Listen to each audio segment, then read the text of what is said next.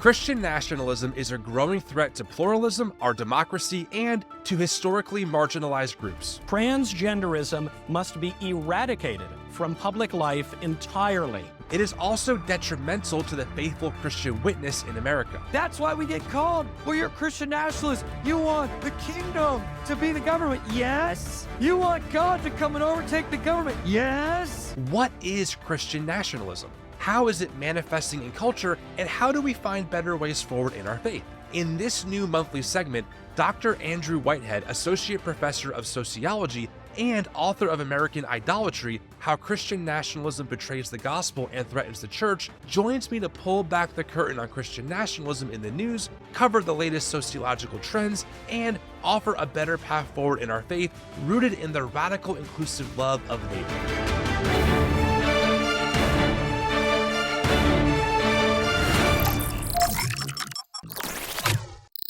All right, welcome back. Our second installment of this Christian nationalist recap thing that you and I are doing, Andrew. It's good to see you again. Yeah, good to see you too, man. Let's do this. Yeah, let's do it. Last month was we talked about the border and Greg Abbott and what was going on there.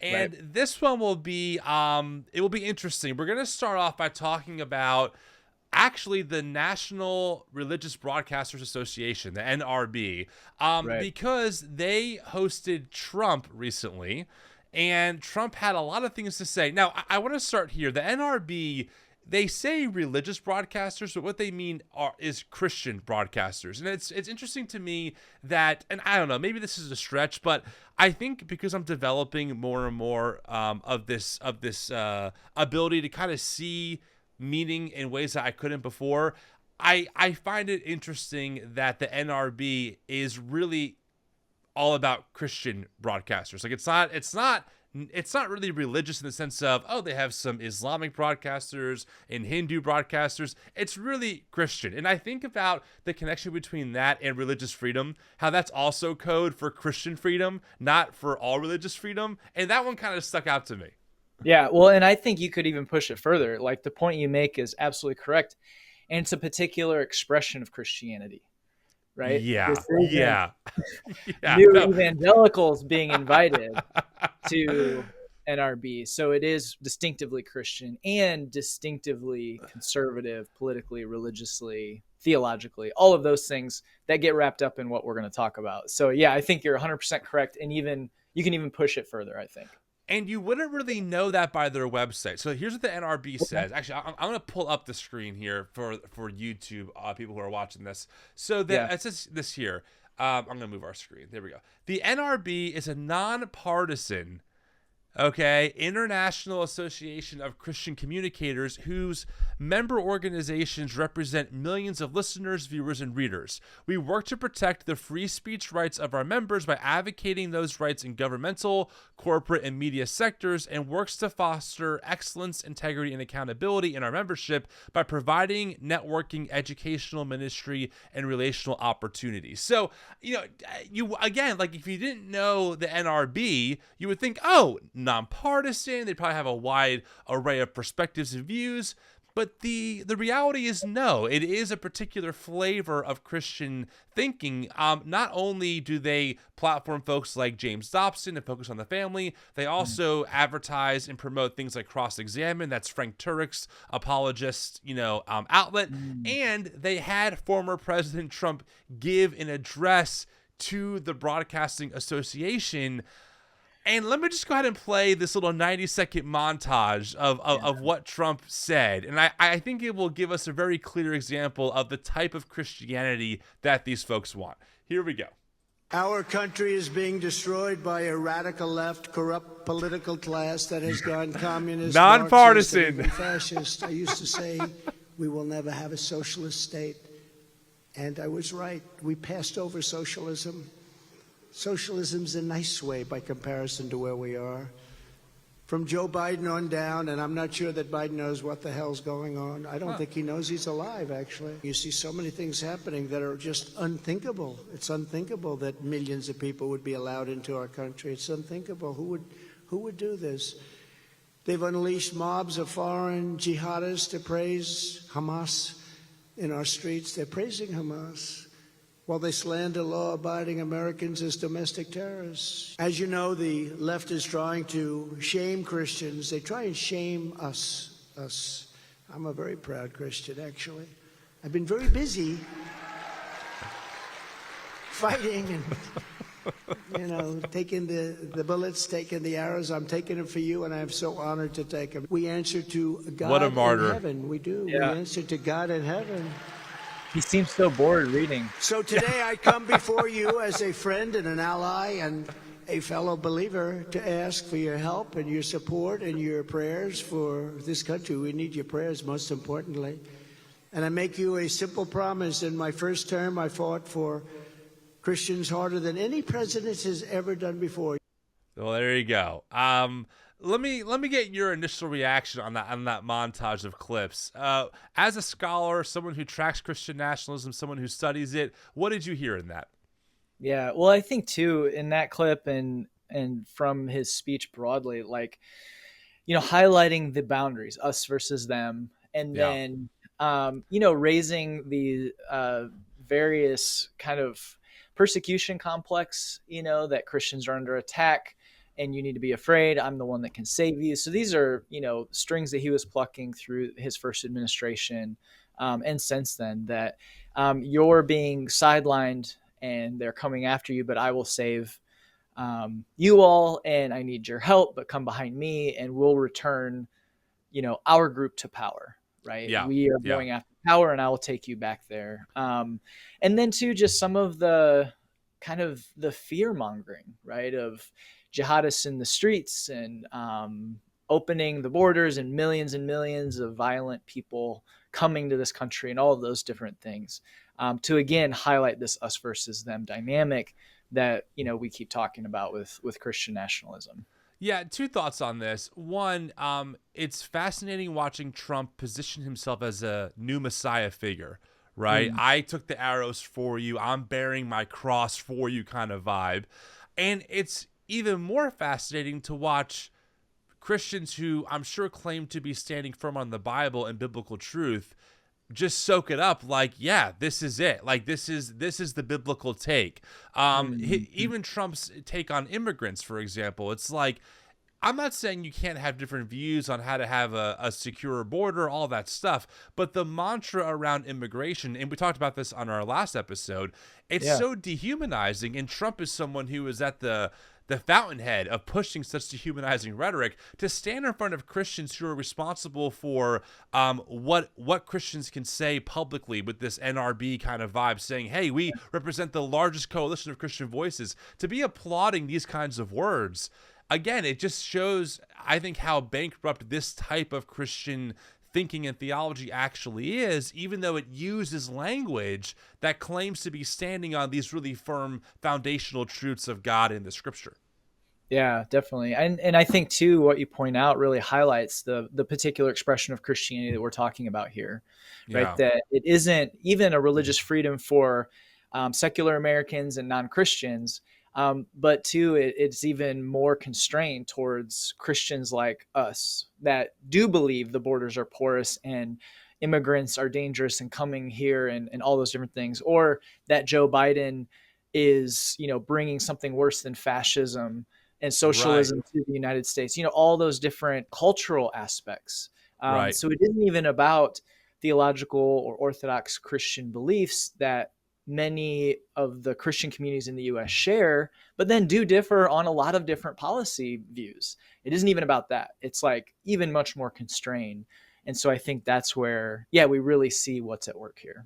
Yeah, no, I totally agree. I was honestly shocked to see the NRB invite any politician, since they claim to be nonpartisan, but to have, out of all the politicians possible, to have Trump speak, and then also to hear Trump say how he's a believer, yet the fruit of his life shows the complete opposite of what he's claiming. Again, this is a man who was found liable of raping a woman. This is a man who's facing several major indictments for potentially inciting an insurrection. This is a man who was found liable for business fraud in New York in order to pay a $300 million plus fine, and was barred from practicing business in the state for 3 years. You know, this is a man who really does not exude any of the fruit of the Spirit, a man on the cover of Playboy magazine, all that stuff. And all he has to say to these people is, hey, I'm a believer, and they applaud him. Oh, he's one of us. And it's just very fascinating to watch and to see who these people see as true Christians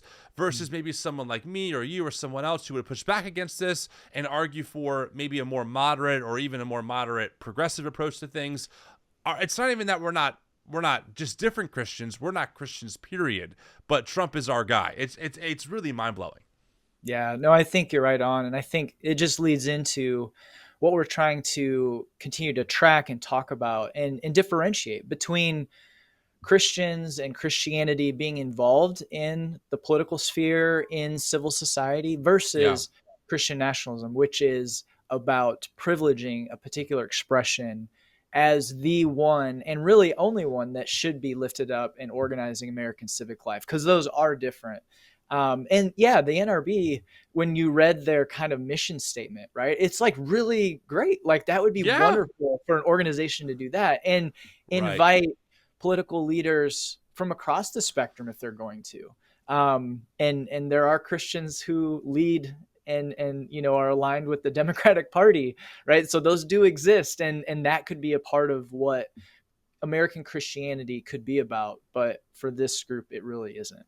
Yeah, I agree. Well, let's move on then to some of the Christian nationalism in the research segment, because a brand new study, I mean, this is hot off the press, like 24 hours old, dropped from PRRI, support for Christian nationalism in all 50 states, findings from PRRI's 2023 American Values Atlas. This is a huge study, and I know you were, did you help actually make this study happen, or were you just kind of one of the advisors? What was your involvement with this? Yeah, so I serve on the board of the Public Religion Research Institute, so PRRI. But this research is all from that organization itself. Now they used, you know, my and others' past work to guide, right, the stuff that we've written on Christian nationalism, like in Taking America Back for God or other peer-reviewed research, taking the questions we asked, and they've, you know, modified those in different ways. So they're building off of that work. But I was not involved in any of the data collection of this. Okay. All right. So, I mean, you're the sociologist here. Break it down for me. I have a few graphs for us. Where should we start with all this? Yeah, well, I think what's really wonderful about this coming out right now, and even just looking at that clip we just saw with Donald Trump and what's going to continue taking place as we move toward November, right, and Election Day, that Christian nationalism is going to be a central part of this. So this 100%. report is going to be really helpful. And I know that we'll like link to it and so folks can find it to really learn and see more with a survey of this size, which we really haven't seen yet. So PRRI, they run their American Values Atlas, and essentially means that throughout the year, they're putting surveys in the field. And so over the course of a year, they're able to pool all that together to get a really large sample size. And why that's important is the more people you have, you can start to break it down into smaller geographic units and have enough people represented in each one to make essentially an estimate of, well, how many people in this space maybe are, you know, this demographic group, or in this case, are adherents or sympathizers to Christian nationalism. So we haven't really been able to do this yet because we just didn't have a survey large enough. So got it. The really great thing about this survey is that they're able to give us a map of Christian nationalism across the U.S. by state. And so we can see now for the first time really where Christian nationalism is and resides. So in our book, we were able to break it out by regions of the country because we just didn't have enough people, but now we can see state by state. Would you mind, before we show the map, I'm going to pull up from the actual report how they measure Christian nationalism, meaning like what the statements are. Can we just go through those, and can you explain to the audience what they mean? That way we have a context for how we define Christian nationalism. That's great. Yeah, happy to do that. So here it is. So there are what, 1, 2, 3, 4. There's 5 different ones. And go ahead, Andrew, if you want to walk us through them. Yeah, so they use 5 different questions. And again, these are modeled off of past peer-reviewed research. So it isn't as though they're just making them up out of thin air. Like, they're building off of good research that's come before, and they modify them somewhat to really help focus in on Christianity and Christian. So you can see here people could mostly, or disagree or strongly agree or somewhere in between with each of these. And so the U.S. government should declare America a Christian nation, or U.S. law should be based on Christian values, or if we move away from our Christian foundations, we'll not have a country anymore. So as folks respond to these, they're either completely agreeing, completely disagreeing, somewhere in the middle. And then PRRI, they're able to pool each survey respondent's answers together to essentially give them a score. And so if you completely agree with all of these, you're going to score higher on this scale. If you completely disagree, lower. And then people are in between. So then they're able to see this distribution of where Americans are as they respond to these questions. And then they break it out into different groups, which I think we have that figure where we're able to see, and this aligns with prior research from PRRI, that about 10% of Americans, they would quantify as adherents. So these are folks that either agree or completely agree with all these different statements. Can I interrupt you really quick? Sure. I just want to read the full 5 off for the podcast audience because they can't see yeah, this graph. So here are the 5, friends. Number 1 is the U.S. government should declare America a Christian nation. Number 2, U.S. laws should be based on Christian values. Number 3, if the U.S. moves away from our Christian foundations, we will not have a country anymore. Number 4, being Christian is an important part of being truly American. And number 5, God has called Christians to exercise dominion over all areas of American society. So depending on how folks respond, strongly disagree, somewhat disagree, moderate, strongly agree, etc., that is what gives this score of how much someone either fully adheres to Christian nationalism or how someone rejects it, right? Yep, that's exactly right. You got it. Go ahead. Keep going. Yeah, no, definitely. So then they're able to pool this together and to see where folks fall along this scale. And so they break it out essentially by quartile. So if you are in the upper 25%, they would quantify those as Christian nationalism adherents. So these are the folks that really strongly agree with it. If you fall between the mean or the 50% and 75%, so that second or third quartile, whichever way you're moving, these are folks that they would call sympathizers. So they, lean towards agreement, or they pretty strongly agree, but not to the extent that they're on the upper quarter of that scale. And then they have skeptics, who are the lower part of the scale, and then rejectors, who are people that completely disagree with all 5 statements, right? So these are folks that really say, I'm against every single one of these 5. And so they're able to break out these 4 different groups. And so what they find is, and what this helps us see, and again aligns with prior research they've done, is that about 10% of Americans are those adherents, the people that agree or strongly agree with every single question. So again, if we're talking about the folks that maybe we would identify as Christian nationalists, I don't usually like to use that term, but who really strongly embrace Christian nationalism, 10%. And then they find about 20% of Americans are sympathizers. So these are the people that are less likely to agree than adherents, but they do agree with most of these statements. So put together, we can see about 3 in 10 Americans are at least sympathetic to Christian nationalism as it's measured here.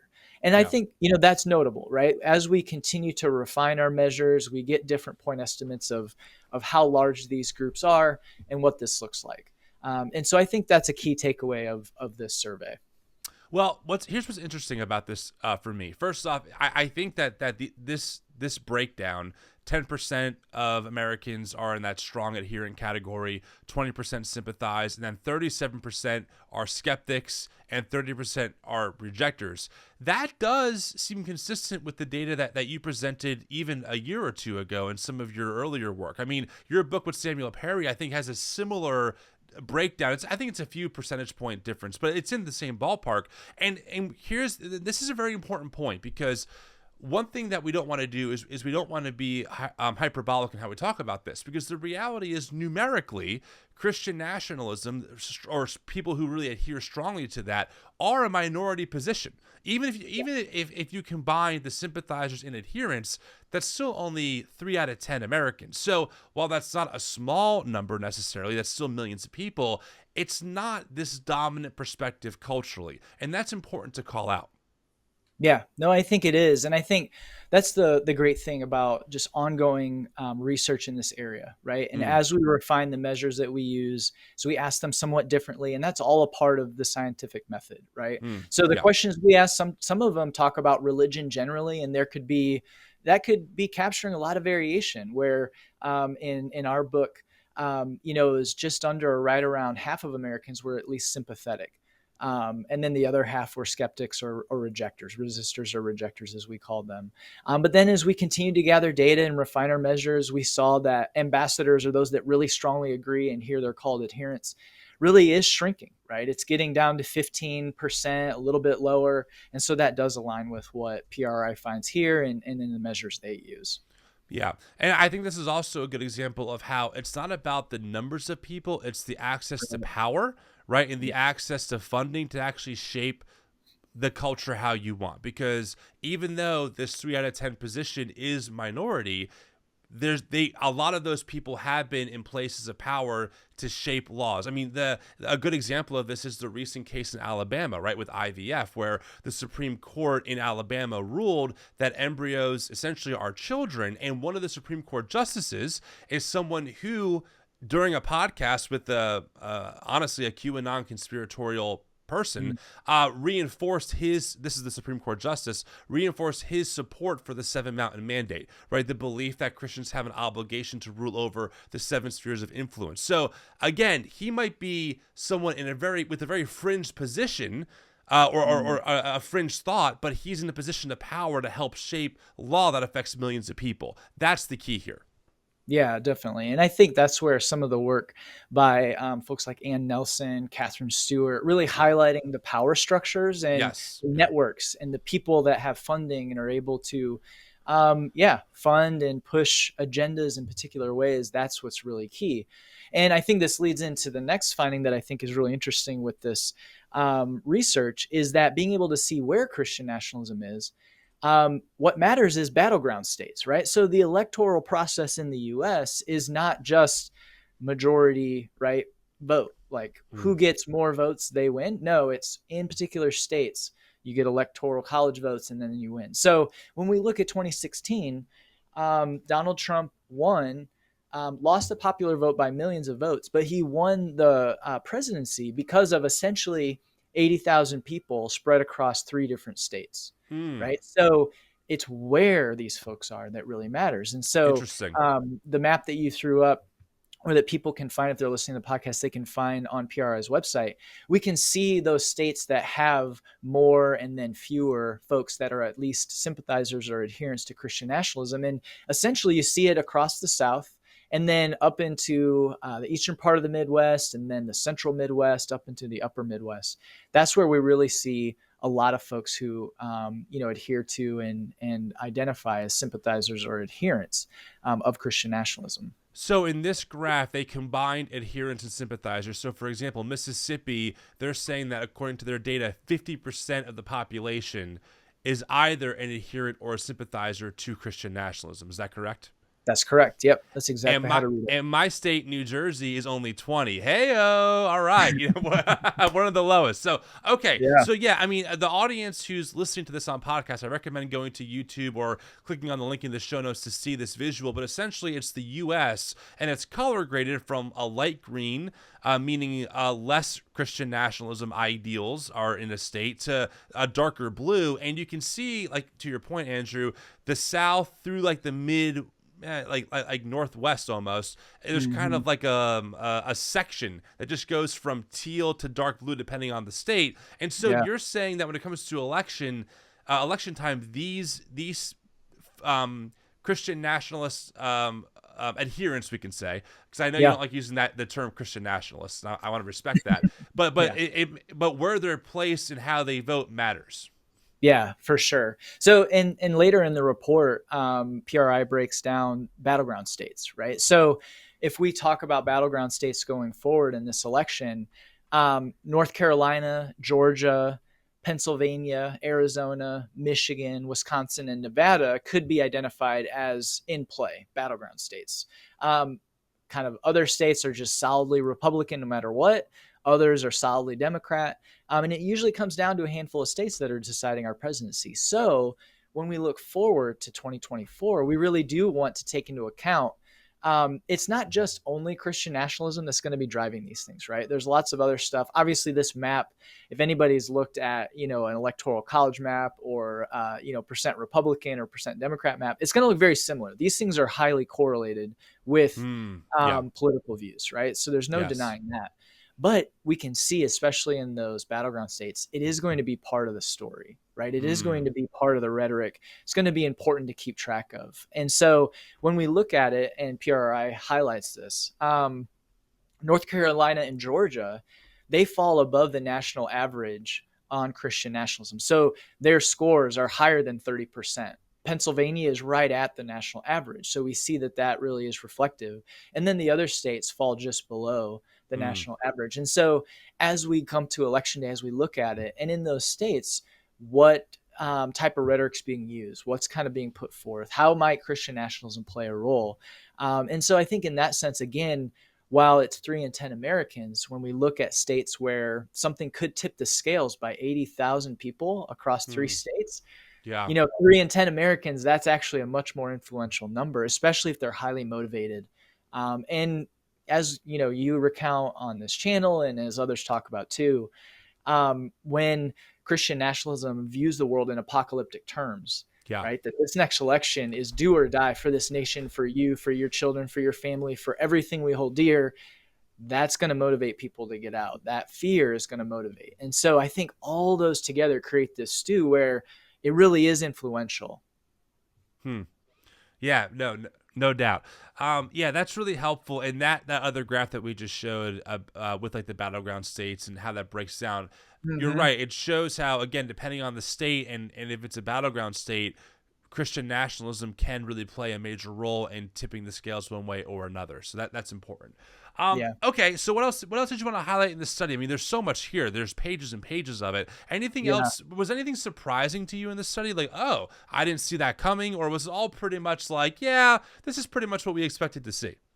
Yeah, well, I think, the real gift of this study is being able to map it out and finally see that in those terms. And another data point, as we've been collecting data for a little over a decade now, specifically in this area, it helps us chart that.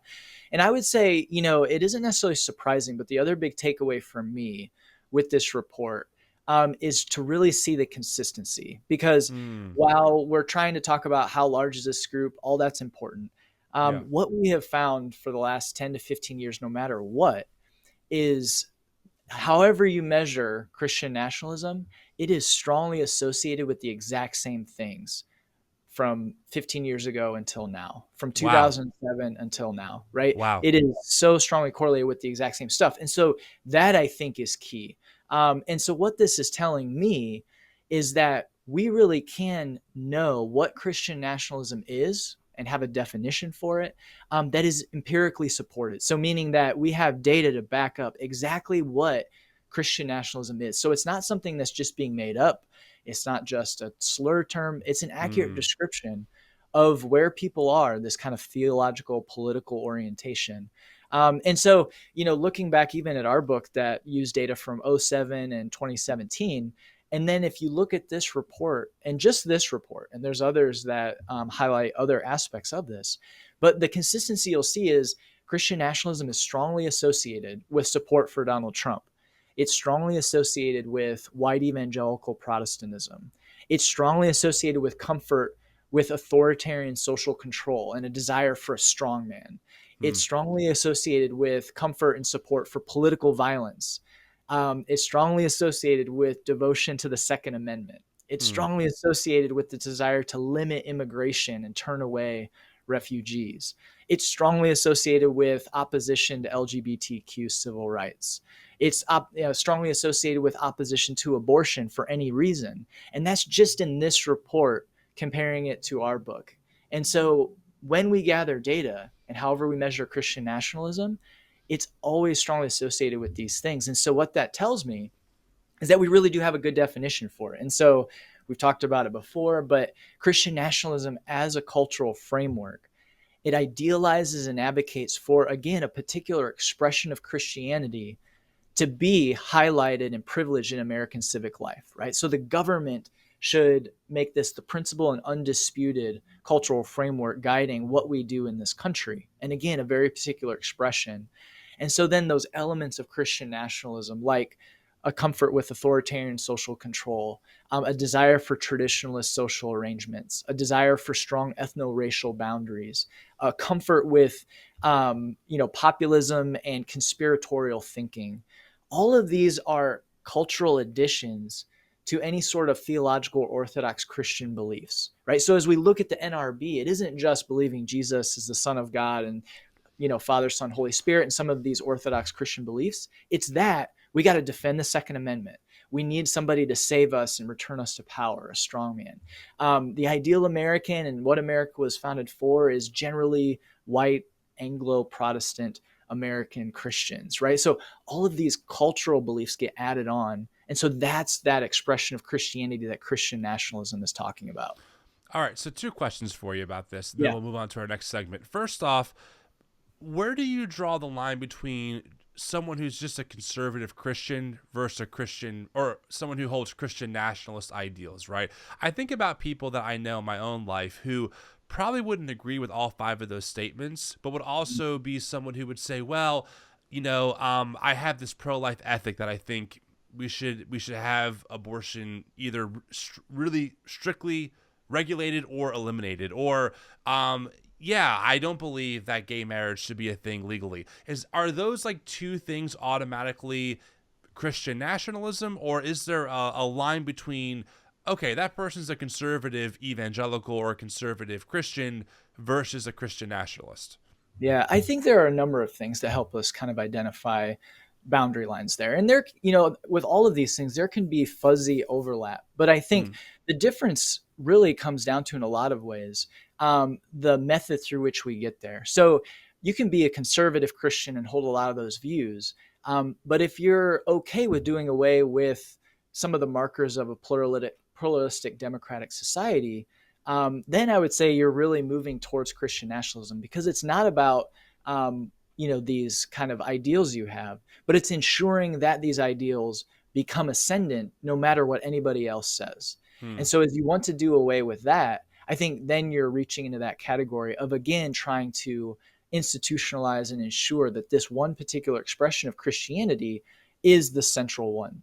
And so with that, I think defending religious liberty and true religious liberty, that there are going to be other Christians that might see things differently than you, or people of other religious faiths deserve a say as well, or secular Americans deserve a say. And will we all agree to these democratic ideals of everybody should have a voice, but no one should be the head of the table sole voice and shouting others down or marginalizing other groups? Because you can be pro-life, but that doesn't necessarily mean that it's only outlawing abortion. You could be a conservative Christian and want to limit or reduce abortions by funding support, right, for single mothers or young mothers, and doing all these other things as well. And so you see that coming out, right? You see that there was a article in the New York Times, an op-ed by Danny Williams, where he is a conservative Christian, wants to limit abortion. And he was saying that with the outlawing of Roe, he said, really now is that time where we have to show that we're about what we said we're about. And we need to be supporting folks who are in these positions. We can't just say, let's do away with that law, and then our work is done here. He said, that's not pro-life. And so I think that's a good example of a conservative Christian that has these views and holds them strongly and wants to see those in the public sphere. That's not necessarily just Christian nationalism, but he's willing to do that in the bounds of, and there are many that are willing to do it in the bounds of, a democratic society where we have to compromise and work together and everybody has access to the vote and has a say. That, I think, is a healthy democratic society where Christians, conservative, moderate, or more progressive, can all live together and have very strongly held opinions, but do it in a way where we're not essentially just automatically marginalizing other groups. Okay, that's definitely helpful. One other piece of this PRRI data release is this over here. I want to talk about this. Two things. Number one, they talked about they did find Christian nationalists that were not just white, right? They also broke it down by race: white, Hispanic, and black. Adherents and sympathizers. And two things about this. Number one, they said here, views of Trump and Biden by support for Christian nationalism and race. Percent who have a favorable view of Trump or Biden. It's interesting because black adherents and sympathizers had a very low view of Trump and a very high view of Biden. It seems like an anomaly based on this stat. So any insight to what we're looking at here? Yeah, well, I think first what I would do is I was part of a webinar with this report yesterday that came out, but people can find it on PRRI's YouTube page. And Jamar Tisby, who's written extensively on race and American religion and history and Christian nationalism, his segment really helps break this down. Okay. And Sam Perry and I, we talked about it in our book, where for Black Americans, when they hear those different measures of Christian nationalism, and Jamar lays this out really beautifully, is they're interpreting it through a different social experience, right? Historically, they've experienced a very different America. So when they talk about and hear this idea of Christian values, they're seeing it in terms of equality for all. And so just looking at the civil rights movement itself, there we see powerful examples of a Christian ethic coming into social life to help create and advocate for equality for all and the lifting up of the marginalized, and not trying to then marginalize some other position. So they weren't arguing in the Civil Rights Act for blacks to be able to vote, and now whites, you no longer get to vote. No, they're saying we should all be able to vote. And that is a Christian ethic in the public sphere that I think is more aligned with the ethic of Jesus, where we need to lift up the marginalized and bring those who have been pushed to the sides into the opportunity to flourish. And so that's what we see there. For adherents and sympathizers of Christian nationalism who are Black, they see it, and it has a very different effect on how they view their social worlds because of that history, because of their social location. Okay, that makes sense. And the last part I wanted to hit is political revolution and violence. This was very interesting to me. So, again, if you're on YouTube here, you can see the screen. But essentially, it says this is figure number 20 for those who are reading along. Support for political revolution and violence among Christian nationalists. And the summary is, I'm just going to read the summary out loud, and then I'll have you give your thoughts on this, Andrew. Christian nationalists are significantly more likely than Americans overall to believe both that a political revolution is coming soon to restore rightful leaders to power, and that political violence may be necessary to save the country. Among Christian nationalists, these views are generally shared across racial lines, although Black Christian nationalists are the least likely to support political violence. Roughly half of Black, 53%, Hispanic, 52%, and white, 46%, Christian nationalists believe a storm is coming soon that will replace the elites currently in power with the rightful leaders. On the question of political violence, Hispanic Christian nationalists, 39%, are the most likely to agree that true American patriots may have to resort to violence to save the country, followed by 1/3 of white Christian nationalists, 33%, and 28% of Black Christian nationalists. Okay, break this down for us. What were your thoughts when you saw this? Yeah, well, I think for me, it's a continuation of findings that we've had and others have had as they've used surveys and measured Christian nationalism and looked at comfort with political violence. It's a consistent finding that Christian nationalism is associated with a comfort with setting aside, kind of a peaceful passage of power due to a democracy, functioning, and saying that, well, there may be something we have to do to quote unquote bring this country back on track.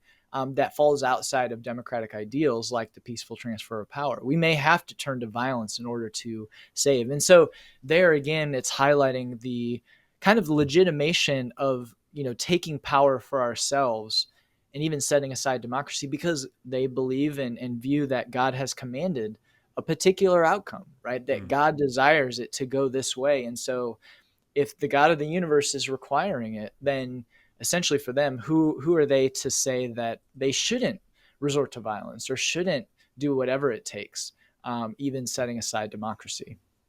Okay, that's really helpful. All right. Well, I mean, again, I appreciate you breaking down this study. And Yeah. friends, I recommend going to the link, because the link also has access to the webinar. So you can see Andrew and Jamar and others kind of break down the study in more detail. So, of course, I mean, Andrew, the question is, where do we go from here, right? Because you and I are both committed Christians. We want to find a better path forward in our faith. We think that Christian nationalism is doing a lot of damage, not only to our neighbors, but also to the Christian witness in general. So what are some thoughts from you for Christians who are listening to this, who feel like maybe their only options are Christian nationalism or like not being Christian anymore? What are your thoughts for them, and how do we carve a better path forward? Yeah, no, it's a wonderful question, and one that I think we all need to wrestle with. And I've received that question too from those that might be a bit more conservative, or at least more open to some of the political and policy views of those that embrace Christian nationalism. Like, well, if somebody's going to have power, it might as well be us, right? That's kind of the statement and belief. And I think in that sense, American Christians need to confront, what I kind of write about or think about as the idol of power, to essentially really reckon with what Trump offered in his speech to the national religious broadcasters. There was one quote where he said, "If I get in, you're going to be using that power at a level you've never used before." Right. So he is essentially extending like, hey, you come behind me, you're going to have power. So we have to reckon with it. But I think for Christians, through the example of Jesus, through Jesus's teachings, just looking at those specifically, it's this idea that power should be used to benefit the marginalized, right? So seeking true religious liberty, where no matter if you have no faith or a different faith or whatever type of Christianity even, all should be able to live and flourish and function within our society and not feel as though they're going to be ostracized for that. And in order to do that, we have to set boundaries, right, on power, right, what we have access to and how it works. And democracy is one avenue through which that can take place. So I think defending access to the vote and ensuring that people aren't being left out allows Christians to ensure that, yes, they can speak, but others should be able to speak too. And again, it points to this idea that with power, we're not saying that you shouldn't participate in politics at all, because politics is about the execution of power, right? It's saying this is the way that it's going to work. And so we should, as Christians, be participating in the political processes of our communities, states, and the nation. But the question becomes, how are we active and to what ends? Right. So Christian nationalism points us in a direction that we are active to benefit what we believe benefits us and our group to the expense of them, those people. Yeah. And I'm convinced that Christians should seek another path, and it's there for us. So in some of the reading that I was doing for the last book, Howard Thurman had a quote, and I'm going to read it. It's not too long, but I think it really lays this out well. Great. So he writes, "Too often the price exacted by society for security and respectability is that the Christian movement in its formal expression must be on the side of the strong against the weak. This is a matter of tremendous significance, for it reveals to what extent a religion that was born of a people acquainted with persecution and suffering has become the cornerstone of a civilization and of nations whose very position in modern life too often has been secured by a ruthless use of power applied to defenseless people." So power and supremacy over others to enact our vision, or what we believe is God's vision, really puts us and can be putting us against our neighbors, right? And is not the way of Jesus. So for us to lay down this desire for self-interested power, but to commit to service and sacrifice for those around us, I think that follows in the way of Jesus. So the perspective of the early church or the New Testament, right? We can read it through that lens that they were outside the bounds of earthly power. So how could they execute power? They would come along the marginalized. So we can think about power as kind of, a flame. And flames can be really useful, right? They can warm us, they can cook our food, whatever else. But if we don't place boundaries around it, and we allow the flame to burn out of control, it consumes everything.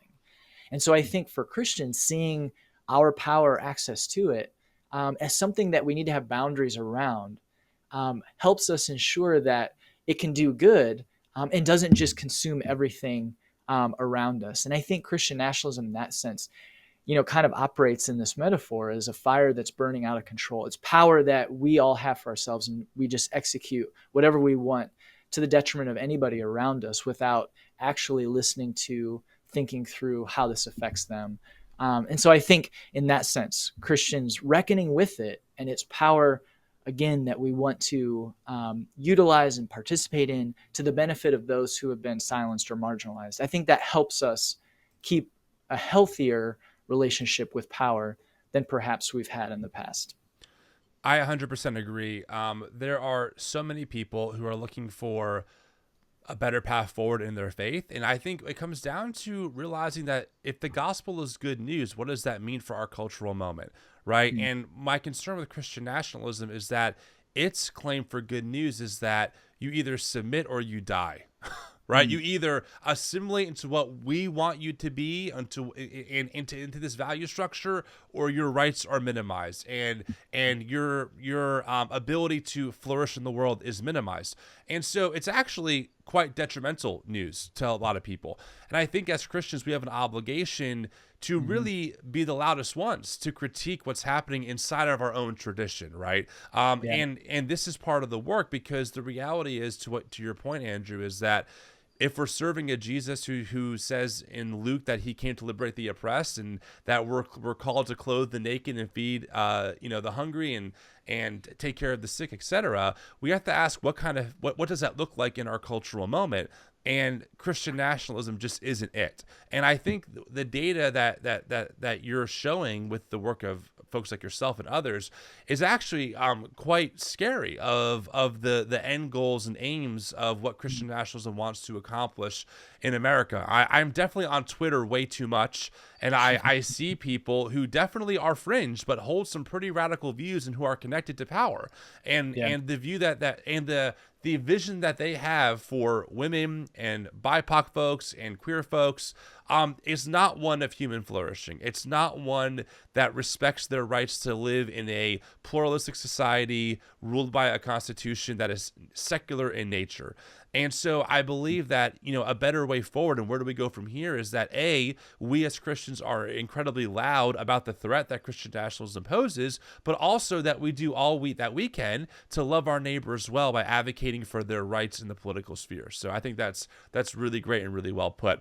All right, to end this off on a positive note, let's get into our palate cleanser. Ironically, when you shared with me your palate cleanser, what was sparking joy, I said to myself, oh crap, same. So go ahead, kick us off.